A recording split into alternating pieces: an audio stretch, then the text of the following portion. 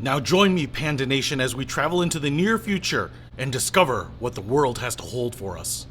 In the year 3000! In the year 3000! The Detroit Lions will win their first Super Bowl when one is given away in an O-Maze raffle. In the year 3000!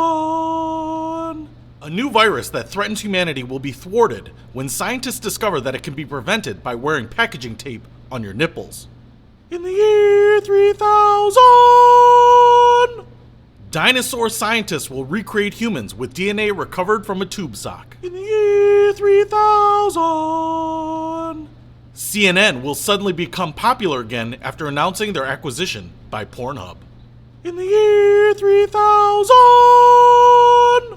After the Catholic Church is bailed out by Jeff Bezos, Christmas is officially renamed Amazon Prime Day. In the year 3000! In a move to force political correctness, Hollywood will refer to the Kansas City Chiefs as the flyover state redneck hillbillies. In the year 3000! The iPhone 20 will debut, featuring a controversial decision to drop the phone calling capability. In the year 3000! Diapers will replace underwear as the garment of choice as public restrooms are privatized. In the year 3000! Humans will begin living underground after they win the Great Fraggle Rock War of 2032. In the year 3000! Aliens in another galaxy will detect TV signals from our planet and attempt to contact us until they see the final season of Game of Thrones and deem us unworthy. In the year 3000! Millennials nearing retirement age will constantly complain about the most recent generation of college graduates, known as the Phantom Poopers.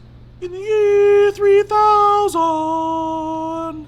George Lucas finally wins an Oscar for directing his masterpiece, Indiana Jones and the Secrets of the Hollywood Elites, that will stay secret if you give me an Oscar. In the year 3000!